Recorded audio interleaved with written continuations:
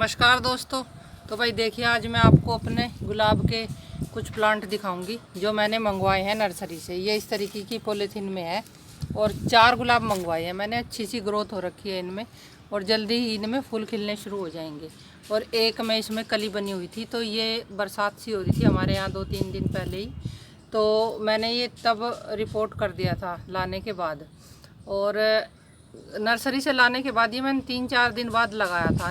अब ये जो है इनको हफ्ता हो गया ऐसे ही रखे थे, क्योंकि हल्की फुल्की ना बारिश चल रही थी, तो मैंने उस समय लगाए नहीं। आज मौसम थोड़ा सा ठीक है और गुलाब अपने गार्डन में हो तो बहुत सुंदर लगते हैं। तो मेरे पास गुलाब जो है ना थोड़े से कमी हो गए थे, पिछले साल गर्मियों में सूख गए थे, तो मैं लगा नहीं पाई और अब मैंने ये मंगवाए हैं। और ये एक वाइट कलर का गुलाब मैं कलम लगाई थी कहीं से लाके, और देखिए काफ़ी छोटी सी उस पर कलम पे ये गुलाब आने शुरू हो गए हैं।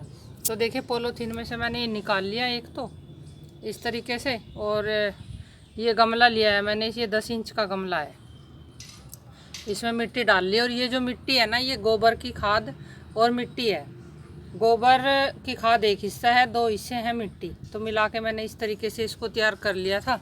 और अब मैं इसको लगाऊंगी, तो बिल्कुल सिंपल तरीके से ही लगाती हूँ मैं।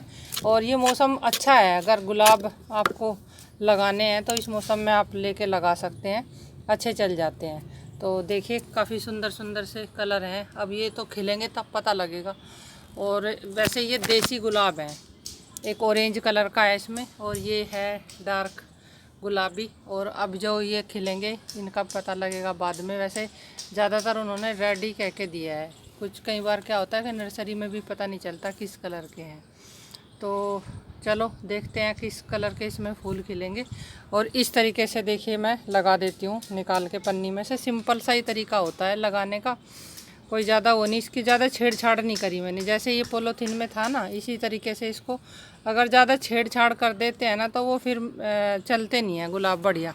तो इसी तरीके से मैंने ये लगा दिया।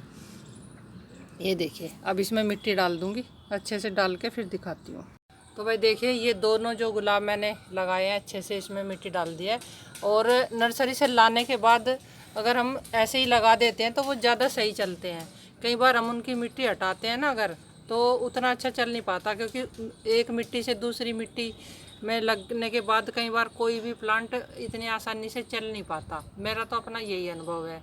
तो इसलिए मैं कोशिश यही करती हूँ कि अगर मैं कहीं से बना बनाया प्लांट लाती हूँ किसी से या नर्सरी से, तो मैं उसी मिट्टी को एज इट इज़ रख देती हूँ। अगर ज़्यादा जड़ें नहीं भरी हुई हैं, ज़्यादा जड़ें होती हैं तो वो फिर थोड़ी सी हमें निकालनी होती हैं। ये तो कलम के ही द्वारा बनाए हुए प्लांट हैं गुलाब के, तो इनको मैंने छेड़े नहीं है, तो ये बहुत अच्छे से चलेंगे ऐसे ही। अब एक ये जो बचा है ना, इसको मैं गमला जैसे ही मेरे पास दूसरा खाली होगा उसमें फिर लगा दूँगी। और तब तक मैं इसको इसी पॉलीथीन में रखूँगी, क्योंकि निकालने के बाद तो ये फिर ख़राब होने का रहेगा खतरा।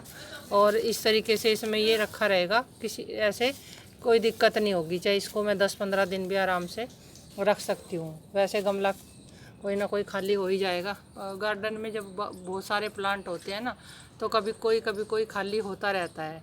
तो अभी इसमें मैंने कोई गोबर की खाद के अलावा कोई भी खाद नहीं मिलाई, तो ये अच्छे ही चलेंगे। और जब भी मैं इनमें कुछ डालूँगी तो आपके साथ शेयर करूँगी, बताऊँगी फिर गुलाब में मैं आगे इसमें कैसे कैसे इनमें खाद डालूँगी जैसे जैसे इन पे फूल आने शुरू होंगे। और ये बहुत ही सुंदर लगते हैं अपने गार्डन में। गुलाब कोई भी कलर का हो, चाहे कलम से लगाओ आप, बना बनाया लाओ। तो देखिए आज की यही वीडियो थी। जब भी मैं कोई प्लांट लाती हूँ तो इसी तरीके से लगाती हूँ, वही आपके साथ शेयर कर दिया। बताना आपको कैसा लगा मेरा ये गुलाब लगाने का तरीका।